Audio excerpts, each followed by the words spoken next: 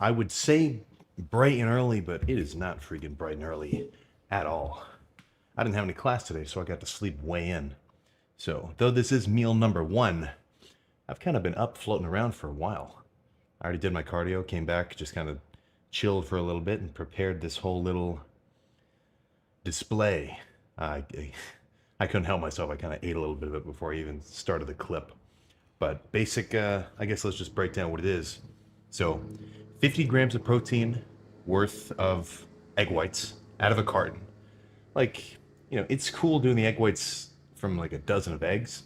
You crack it, separate the yolk, whatever. I mean, I've probably gone through at least hundreds, probably thousands of separated yolks, but then you're just wasting them. It's like, what are you doing? So if you're just going for the egg whites, just buy it in a carton, right? Pour it into the pan, put the pan on a scale, weigh it out to make sure you get your 460 grams, right?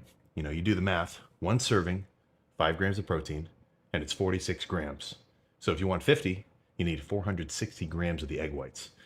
It's not like this stuff is complicated math-wise, but you gotta make sure you track all this stuff on the scale. It's not like you can't get good results just kind of guessing stuff, but the scale, like actually well, for one thing, just tracking shit in general, but actually using the scale too, it's kind of the only way to be really consistent with this stuff.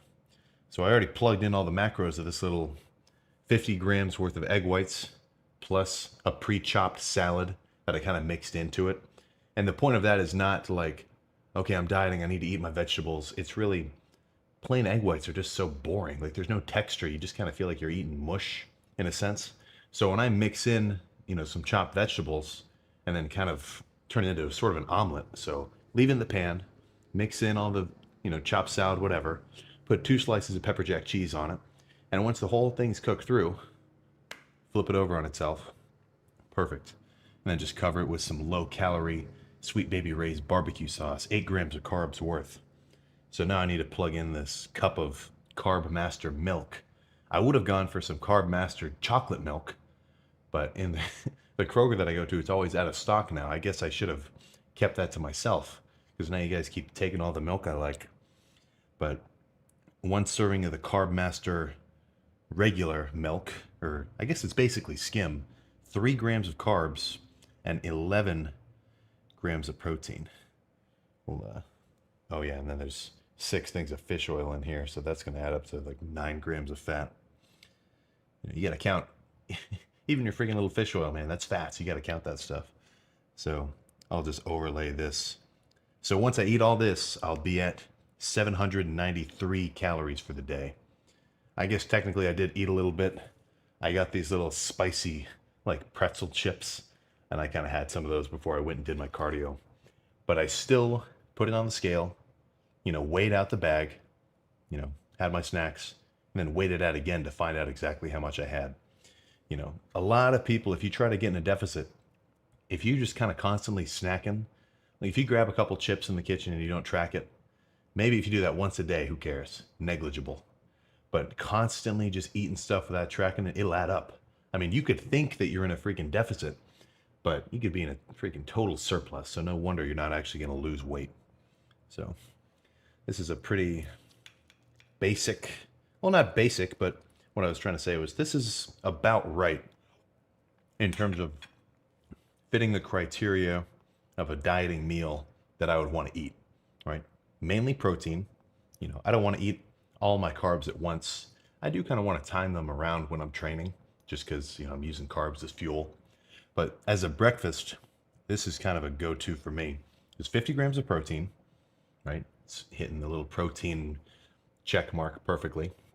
And then, maybe it's like about 8 grams of carbs from the barbecue sauce, right? Like nothing. And then a little bit of fat from the cheese, but it still tastes pretty good. About 9 grams of fat there. Right? So I haven't really jumped into my carb stores that much at all. So once I finish this, I'll be pretty full for the next couple hours before I eat whatever I'm going to eat next. And that's really the idea of any meal that you're trying to eat when you're dieting, Like, I could have this same amount of calories worth of, like, let's just say, maybe an 8-ounce steak and then some cereal on the side. Like, I could still hit this 800 calorie mark. But all the calories from that cereal and just like the milk or whatever, just like normal kind of sweet foods with a lot of sugar, a lot of carbs, like, it's not very filling. It's not really going to fill me up as much. I don't know if you have ever looked this sort of thing up, but there's basically a glycemic index, which is like almost a grading scale per se on how quickly you can like break down and absorb carbs from different sources. So things like oatmeals, complex grains, like yams, stuff like that. Like that's what you typically call like a complex carb, right? So it's not just going to spike your blood sugar or anything. So when you have like a bowl of cereal, or no, what am I saying? Like a bowl of oatmeal, right? Or like yams, or these complex carbs that don't really just spike your blood sugar, they're going to keep you fuller for longer. So in a dieting context, oh god damn it, what the fuck? I got fucking barbecue sauce on my Hostile brand wear hoodie. So what the fuck was I even just saying? Yeah. So when you eat foods like that, like the oatmeal and the yams and stuff, it's gonna make you fuller for longer because it's not gonna give you like a huge up and down on your blood sugar. So in a dieting context, sure, you could eat like, I've got 200 carbs kind of allocated for the day for me to eat for this diet. I could get all those from just Skittles and ice cream, but it wouldn't make me feel full. So I'd be hungrier even though I'm, still eating the same amount of carbs, because sure, it would like spike my blood sugar. I'd feel good when I ate it, but then I'd be hungrier way sooner afterwards. So, basic premise, foods that make you feel full, but don't have a lot of calories in them. So I'm just going to sit here and, scratch at this for a while.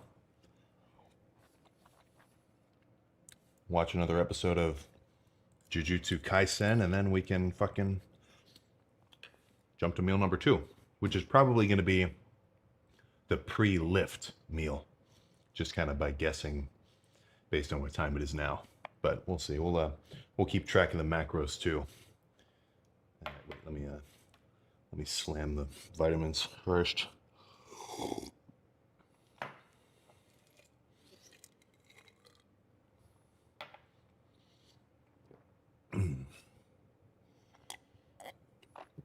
There we go. Now let's get to meal 2. All right, substantial time has passed. I meant to go fold my laundry and wash my sheets. Did not get done, but whatever. So, meal number 2. I've kind of been scratching at this for a while, but pound of ground beef, 1 slice of pepper jack cheese, 60 grams of low sugar barbecue sauce again, and then 5 grams of fat worth of kind of a buffalo hot sauce. So the ground beef cooking on its own, and then, actually that kind of warrants some attention. It is a little bit of a process. So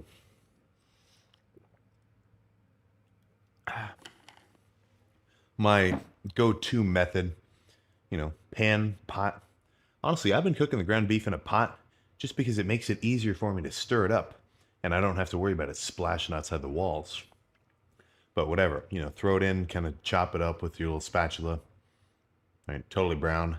But there's a ton of, sure, water as well, but all the fat that kind of seeped out of the meat is just floating around the bottom. In a dieting context, you kind of want to mitigate that part. I'm not eating the ground beef for the fat contents. Maybe a little bit just because the animal fats are going to be good for you, whatever. But I don't need that extra fat. So straight out of the pot, I'll just go outside of the back door, pour the whole thing into a little like metal strainer, right? Shake it around, have the shit fall out, and then pour it back in, add the sauce, the cheese, put it back on the stove a little bit, mix it up, and then it's solid. So that's about 80 grams of protein. I didn't have it all at once. Your body can handle a lot of protein at once, but I have been scratching at this for like the last hour. Well, not an hour, but like maybe 30 minutes. And I'll probably keep chewing on it for a little bit longer. Right now, I don't need to just instantly down my meals like a maniac. You know, I'm not in a rush to hit my 2,500 calorie limit. You know, I'm actually trying to go a snail's pace so I don't, overeat and then end up being hungry later at night. So it's not like, well, actually kind of snacking in general, if you're trying to diet down, is a little bit of a, I don't want to say it's good for you, just because you're kind of constantly like teasing yourself to eat more food. But if you kind of, prepare a meal, obviously you track everything in it, and you can make it last maybe, 20, 30 minutes. Maybe you eat it while you're doing your work or, something or another, instead of just like scarfing it down in 5 seconds, right? It's just going to be easier not to want to eat more food later on, if you kind of understand my logic. So, since this is pretty much the pre-workout meal, I'm going to lift in probably, I don't know, maybe hour and a half-ish. I want to be fully freaking hydrated. So this is about a liter or so worth of water. This is not the pre. This is just some Silo 9 amino acid and electrolyte mix. So when you see a dude walking around with his gallon jug, he's nearly got the right idea, right? He's close. But just drinking water on its own, you're not totally maximizing your hydration. I don't want to sound like a fucking, I sound like you're, oh, what's the fucking word I'm trying to think of? Oh, whatever. I sound like a fucking nutritionist. Like, you can't just drink your pure water for hydration, but I mean, whatever. So, electrolytes are seriously going to get you when it comes to, feeling hydrated, feeling good. I mean, really, there's no other way to say it than that. Like, right now, obviously, I'm not slamming my system full of carbs, so I'm not totally full. So, if I don't drink a solid amount of water, plus, electrolytes, magnesium, potassium, so you get the gist, right? If I don't have a lot of that floating around in my system from either like, dedicated electrolyte packets, some kind of powdered stuff like this, then my lift is it's gonna kind of suffer, like as soon as I wake up in the morning, I'll have one of these, a liter and a half just already made next to my bed. And that's the first thing I do when I get up. I just slam the whole thing because I know it's going to make me feel better for cardio and just, for the rest of the day too. And I'm not saying that for like an arbitrary reason, like, oh, it's good for you to be hydrated. Any advice and any kind of tips that I say or any kind of practice that I follow, it's pretty much not just for no reason. It's serving the purpose of like kind of trying to improve my training. So if I think I'm going to get a better pump from being fully hydrated and I'm going to have better lifts, then I'm going to stimulate my muscles better. They're going to grow more after I rest and recover. I think I'm going to try to make sure I get down I don't really make sure I hit like a gallon a day, but I don't know, at least a couple of liters for sure. So I'm going to keep scratching at this. I kind of took a nap earlier too. I'm still a little sluggish from that. I really need to wake up. But I'm sure once I get driving to the gym, plus the pre's in my system, then I'll be freaking wired for legs. I'm already getting kind of excited for those mid-quad squats. So let's just cut to getting the pre set up. Oh, wait, see, what's the current macros so far once I finish this meal? All right, so once I finish this, that'll put me at 1,436 calories. I'll have 100 grams of protein left and about 180 grams of carbs left for post-workout. That sounds about right. So let's cut to the pre-preparation. I tell you what, I've seen worse. Right? This is a chore. This is not just a total hack job of a kitchen. But whatever. Let's actually break down what's going on here. So, intra. That's kind of how it ends up lining up. Usually I'd have it's kind of over there. Well, it's some clustered dextrin, like just pretty much really just powdered carbs, but since So in a bulking context, I'd want to be, pretty much slamming carbs all day long. But intra-workout especially, I kind of want, if I'm already going to be drinking like a liter and a half of water, if I can get 75, 100 grams of carbs in there, then that's another 400 calories into my system that I don't even have to think about. But right now with, the maintaining a calorie deficit, there's no need to have a ton of freaking, carbs in my intra. So I'll just do some more of the blueberry lemonade Silo 9. Refill this from before. So in terms of the pre, I end up doing the same amount. Well, I might be inclined to do a little bit more of the hostility, right? The pre that actually has stims in it on a leg day, just because it's kind of a lengthier lift for me. Like for me, chest and back, well, I guess I do side delts and rear delts with them now, but chest and back isn't going to be so taxing on my whole system as a full-on leg day would. So usually maybe instead of just one scoop of the hostility, I might be inclined to do more like 1.5. But then I'll still do 2 scoops of the bloodshot. So I kind of feel like I have to clear this up. I'll get comments that are asking, what's the point of the cut?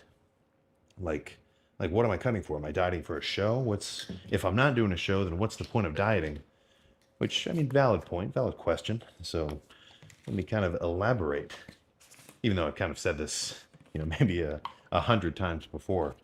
So if you bulk hard, like actually fucking hard, you'll kind of get to a point where not only are you kind of going to be plateaued just in terms of your progress, but even just getting the food down. Like if you're eating in a legit surplus, like after a couple months, you'll get to a point, and I don't mean 2 months, I mean like, 4 months, 5, like that. You'll just get to a point where you kind of have to give yourself a little break from pushing all the food. And then, kind of couple that with the fact that your progress is probably plateaued. It just makes sense that you'd want to just reset yourself for the next bulk, right? So the way that my weight has been changing over the last about 2 years that I've been bulking and cutting is, this is baseline right here. So this is where I started, and this is where we are now. So bulk for a couple of months, cut for about 2 months, and this point right here is heavier than over here, right? I did a bulk for, 4 or 5 months, 3 months, something like that, 2-month cut, and I'm heavier at the end of that bulking and cut loop than I was in the beginning. And I've just kind of been repeating that climb, cut, climb, cut, climb, cut, like that. Now, in terms of main gaining, if you wanted to try to just do a steady line of growth, do whatever you want. I'm not necessarily saying, well, actually, I'm definitely not saying that that's like the best way to go about it. I'm just kind of saying that that's how I've been doing it for a while. I've got it all tracked in a spreadsheet. That looks pretty cool.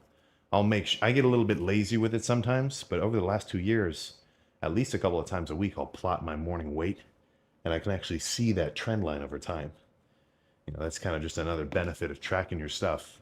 If you do it for long enough, you get to kind of look back at the data, and like if you make a little spreadsheet of like a line graph, I mean, apart from the fact that it kind of just proves your progress, it's just kind of fun. So I'm going to add some water to these 2 things. Then we can get in the car and get ready for legs. All right, so now this is not the post-workout meal, even though it is the post-workout meal. So I don't know what I was thinking. I just did not record myself when I ate last night. But I just recreated the same thing. Oh, close enough a little. So 75 grams of protein worth of egg whites, 2 slices of American cheese, right? 9 grams of fat total, 4 protein, 2 carbs. Another 8 or 9 grams of carbs worth of sugar-free barbecue sauce.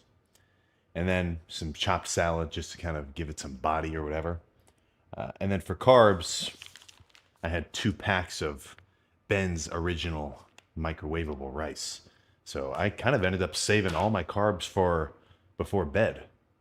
So right now I feel pretty freaking full. I got to sleep in again today. So I don't usually do well, if I'm responsible and I wake up early, I usually do my cardio fasted and then I come back and eat. But I was kind of freaking hungry, so I'll eat this little egg salad, barbecue sauce, cheese concoction first, and then go get my cardio going. So the final calories for last night, I went a little overboard. 2,718. I was kind of aiming for 25, but when I had those 2 packs of rice, it kind of sent me over. You know, I say I've been aiming for 2,500, but really I've been floating around like, 28, 3,000 sometimes. You know, I'm not in a massively steep deficit just because I don't have like the goal isn't necessarily to get shredded. You know, like I was saying beforehand, I am dieting to, lose body fat, but it's not for a show. The whole point is I'm just sort of resensitizing my system so that, in a couple of days, once I start this next bulk, I'll be, hungry for as much food as I'm going to want to eat. And, you know, just the process of bulking and cutting, in the bulk, you're going to be a bit softer. So at the end of it, if I'm done bulking, I've kind of plateaued my weight, I've maxed out whatever, I'm kind of a little bit extra soft.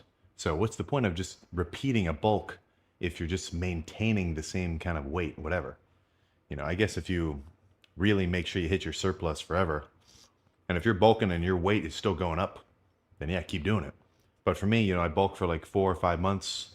I end up kind of plateauing at like a new record high weight. And then I got to cut down for 2 months and just repeat the process. So that's pretty much the logic there for anyone curious about that. I feel like I've talked about it before, but I mean, there's so many videos. It probably gets lost in the woodworks. So for me now, today, so last night this was dinner, and today this is breakfast. So I'm going to go do my 30 minutes of cardio, come back, probably eat some more. Actually, I'll probably eat this pack of rice, and then got a couple of classes and chest and shoulders, which you'll see tomorrow. So that'll be a good lift. I'm 98% certain it's going to be sick. So